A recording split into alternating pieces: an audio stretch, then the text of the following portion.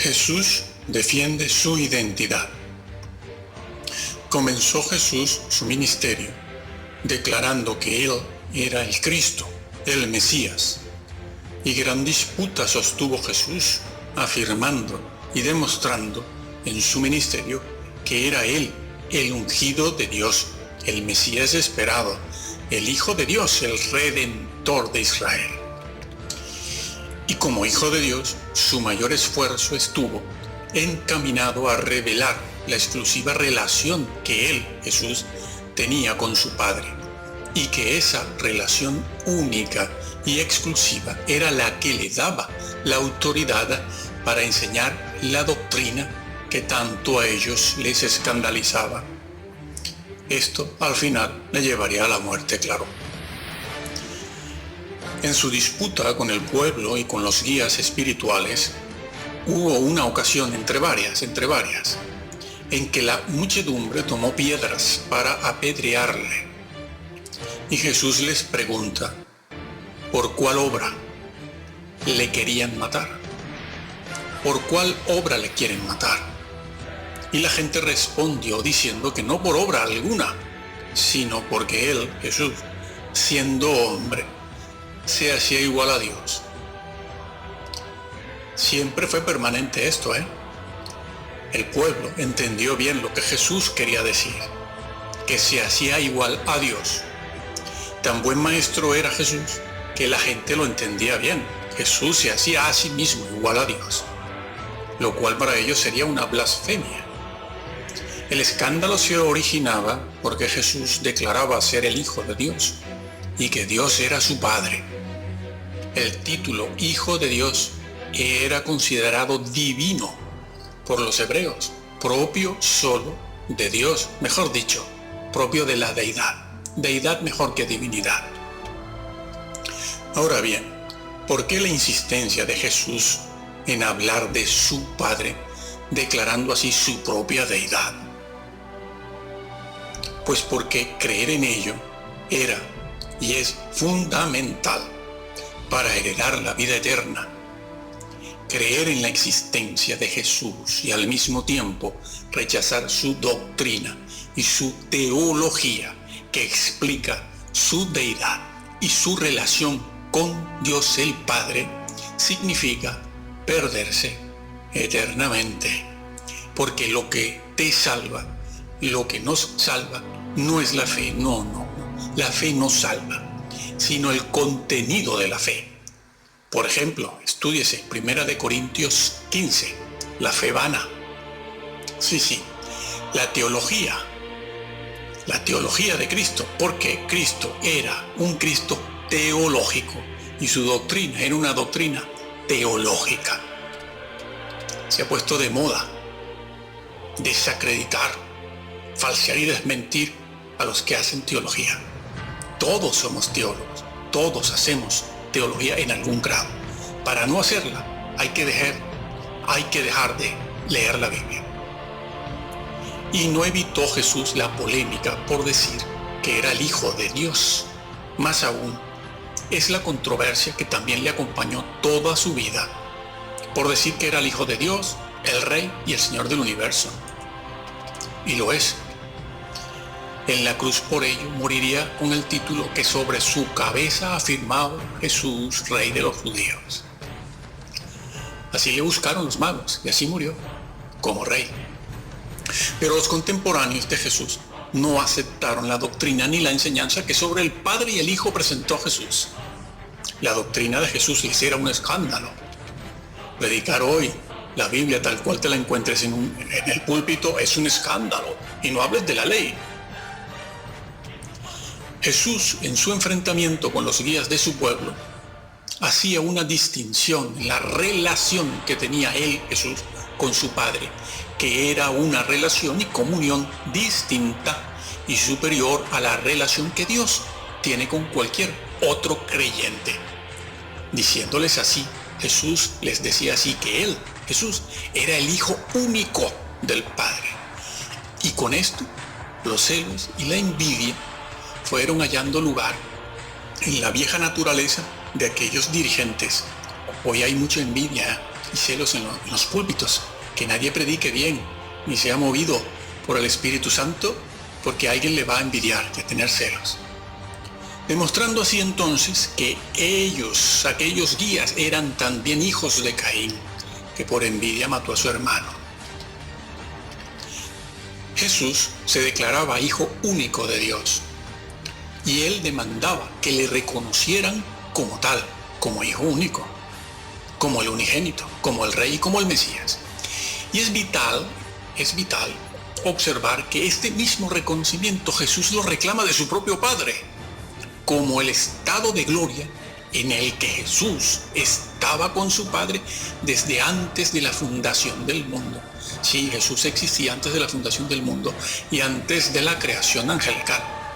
Antes de toda la creación estaba Jesús con Dios cara a cara. Juan 1:1. En el principio era el Logos, y el Logos era con Dios, y el Logos era un arcángel. De arcángel nada, por mucho que haya resucitado a Moisés, nada. Antes de la creación angelical, como dijimos. Y aquel Logos era Dios. Es decir, aquel Logos es deidad. Es Dios, tiene naturaleza divina.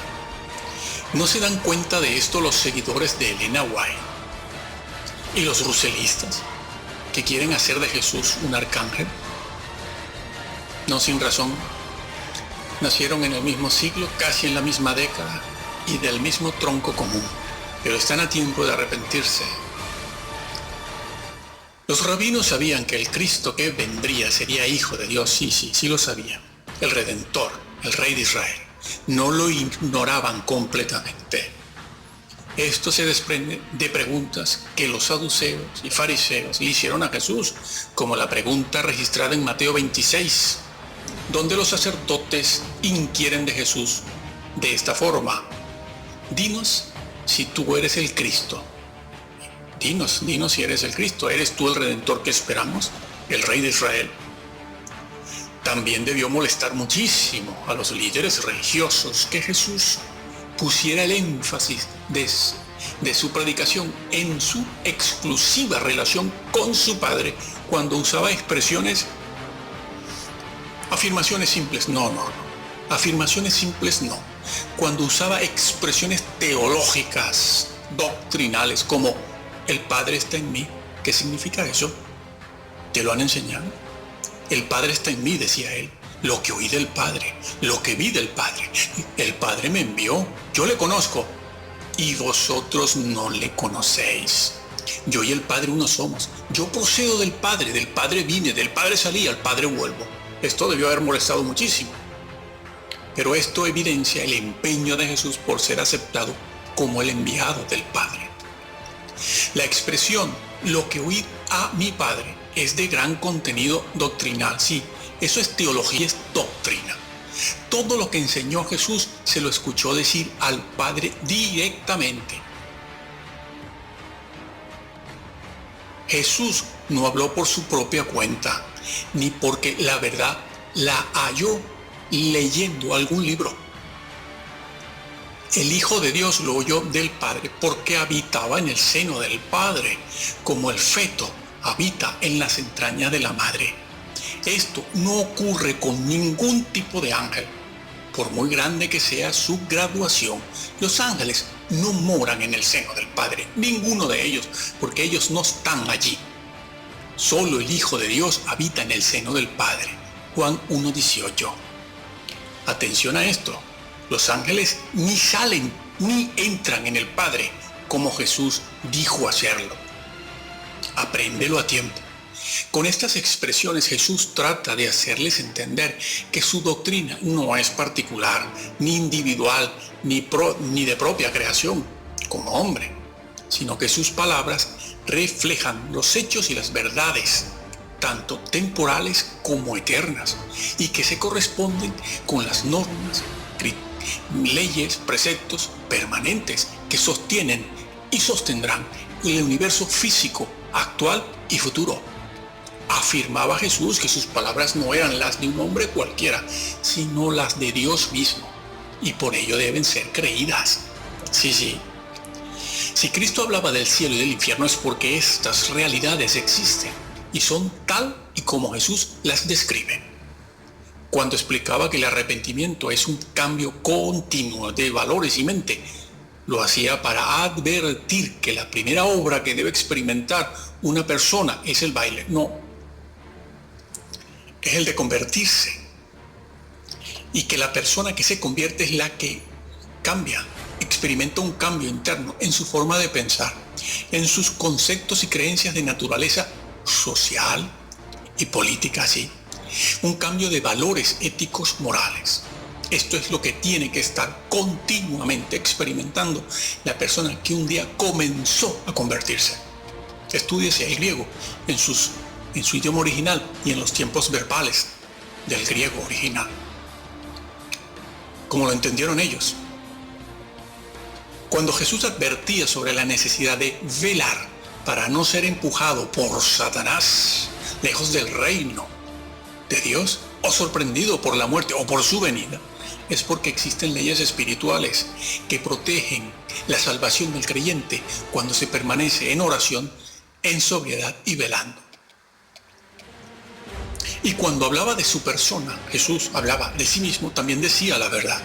Y así muchos otros temas que tocó el Señor. Pero la doctrina de Jesús se les convirtió en un escándalo. Les estorbaba, porque además tocaba intereses personales de su cotidianidad, de su vida diaria y sus valores religiosos, de sus instituciones religiosas, de sus cultos, de sus familias que vivían del cuento, no lo sé, pero vivían de aquello, sí.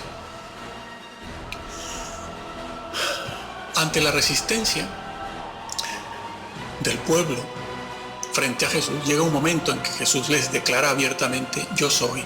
Sí, eso de que Jesús nunca dijo que era Dios y que nunca dijo que era hijo de Dios, eso es falso. Hay un momento en que el Señor Jesús dijo: yo soy, yo Yahvé, se los dijo. Han de leer los capítulos del 7 al 10 en el Evangelio de Juan. Cogieron piedras para matarle, porque claro, él se hacía igual a Dios y el pueblo entendía lo que Jesús enseñaba. Y es que la salvación requiere que se crea que Jesús tiene naturaleza divina, sin ningún género de dudas. Sin esto no existe la salvación, aunque se acepten todos los demás hechos del Cristo histórico. Bueno, varias cosas se desprenden de esta lucha de Jesús con su pueblo para vindicar su identidad divina. Hemos visto algunas, vamos a ver algo más. Una es la insistencia de Jesús hasta la muerte en diferenciar entre su persona y la persona del Padre. Sí, en la esencia divina hay tres personas y él buscaba la manera de hacer diferencia entre él, su persona y la persona del Padre, porque existe la tendencia a confundirlas y a algunos creyentes les parece que todo da igual, todo da lo mismo. Claro, estamos viviendo en esa época donde se ha reducido la verdad bíblica, todo da lo mismo. Arrepentimiento es lo mismo que humildad, lo mismo que fe, lo mismo que pecado, todo da igual. Lo importante es creer. Están equivocados, Bueno, repito que a algunos creyentes parece que todo les da lo mismo. Total, como Dios es uno y al final siempre será uno, dicen ellos. Pero esto está lejos de glorificar al Padre y al Hijo. Y lo que logra es confundir la función de cada uno de ellos. Confundir la función de las personas en la deidad, no reconociendo lo que cada uno de ellos ha hecho por el otro en medio de la acción del Espíritu Santo. Porque lo que hizo Jesús por su Padre, no lo ha hecho el Padre, lo hizo el Hijo. El Hijo ha vindicado la justicia de Dios su Padre. Y gracias a Jesús el Padre ahora puede abrir sus brazos en misericordia y perdón, porque el problema del hombre no estaba en el hombre, estaba en Dios, que estaba airado contra el hombre, separado. El problema no es el hombre, es Dios. ¿Cómo contentamos a Dios ahora? ¿Cómo justificamos nuestra conducta? ¿Cómo nos justificaremos delante de Él? Porque Él está enojado. Pero el evangelio moderno, en lugar de poner a Dios como la verdadera persona ofendida, pone al hombre como una víctima, ¿no? En los cultos hablan de nosotros como la víctima. Somos unas víctimas, pobrecitos, hemos pecado. Nuestra autoestima está por los suelos, pero eso no es evangelio. Ahora el Padre, gracias a Jesús, puede abrir sus brazos misericordiosos en perdón y redención, pero es porque el Hijo hizo algo. Otra cosa más es que es imposible tener acceso al Padre por el mero hecho de creer en la existencia de Dios, de Yahvé, o de saber que Dios es uno. Esta creencia así no salva tampoco. Y así muchas cosas más. Hoy también es necesario saber por qué el Mesías tenía que ser Dios. No es conveniente solamente decirlo o hacer una declaración como una simple afirmación que se acepta cómodamente al entrar en el templo. Una afirmación, una frase, una declaración obvia que forma parte de la religión cristiana. Esto, dicho así, no crea convicciones profundas. Mantiene al pueblo en ignorancia. Las declaraciones son fáciles de hacer y si están de explicaciones no crean convicciones. No las crean. Y así la fe está carente de contenido. Esto no salva. Y las están haciendo estas declaraciones toda clase de creyente guía espiritual. Están más ocupados en la bolsita de comida, que eso hay que hacerlo, ¿eh? Y en poner en el púlpito a los artistas. Claro. La fe se ha de conocer y se ha de explicar. Se ha de hacer apologética, tal y como se hacía en la iglesia primitiva y en los momentos de defensa de la fe. No se trata solo de creer en la existencia de Dios, sino de conocer el contenido de la fe. Jesús enseñó doctrina a aquellos que ya creían y le esperaban. ¿Qué se está haciendo en los templos? ¿Cuál es el énfasis en los cultos? ¿Cuántas veces se oye decir desde la plataforma la doctrina no salva? O esto es demasiado profundo para esta gente. ¿Saben qué quieren decir con esta gente? Lo he visto muchas veces. Con esa frase, demasiado profundo para esta gente, se refieren a las viejitas. Y los demás, no, los demás ya no necesitan saber más nada. No tienen nada que aprender y nada que hacer. Olvidando que el Nuevo Testamento fue escrito para esclavos, analfabetas, jóvenes y viejos, indoctos, incultos, hambrientos, mendigantes, pobres, ricos, cultos, además de para sabios, reyes, etcétera. ¿Sí? Y ellos lo entendieron. Somos nosotros los que no estamos entendiendo lo que es el Evangelio. Muchos de ellos lo entendieron hasta dejarlo todo por el Señor. Cuántos celos inadvertidos también se pasean en medio del pueblo de Dios, que no hacen otra cosa que silenciar la verdad, amordazan a Dios, están enviando al infierno a las personas con su nepotismo eclesial, nepotismo eclesiofamiliar, intereses ocultos, inconscientes, actúan en la naturaleza humana sin darse cuenta. Estimado hermano, lee otra vez, mira, lee la Biblia tal y como te la encuentras. No, cuando llegues a una parte difícil como aquella de Apocalipsis donde dice el Señor dice, borraré o no borraré su nombre de la lista del libro de la vida, no te lo saltes, como yo he visto que hacen los modernos predicadores que van de púlpito en púlpito, no tienen iglesia, pero van por todas al mismo tiempo predicando, y al llegar a este versículo dicen, bueno, eso no quiere decir nada. Serán juzgados por haberse erigido como maestros sin serlo. Como dice el apóstol en la Biblia, dice, no os hagáis maestros muchos de vosotros, sabiendo que recibiréis premio. No, recibiréis mayor condenación. Y como decía antes, al llegar a este versículo, dicen, bueno, eso no tiene nada que ver, sigue para adelante. tira para adelante.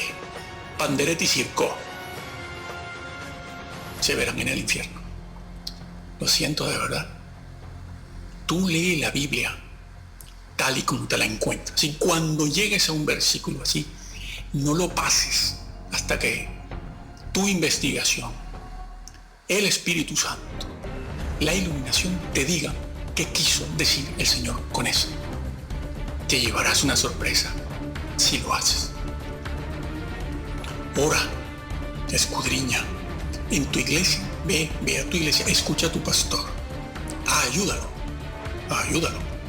Haz todo lo posible por ayudar también al hermano que está a tu lado. Anímalos a ellos a conocer a Jesús, no a creer, a conocer. Porque el Señor ya está aquí. Su presencia se va a manifestar pronto. La época y los días finales llegaron. No sabemos la hora. Es evidente que todavía falta. Se ha de manifestar el anticristo. Esta crisis nos va a llevar a eso. Habrán guerras y todo eso. Pero el momento llegó. Ya estamos en el final. Si nosotros no llegamos a vivir esos momentos, esos instantes finales, pues partiremos a la presencia del Señor, que es lo mismo. Nos van a juzgar igual. Venga el Señor o marchemos nosotros. Así que velemos, oremos, sobre todo respetemos al Señor, porque Él está enojado porque no se le respeta en su casa. Es un desorden esto. Que el Señor te bendiga.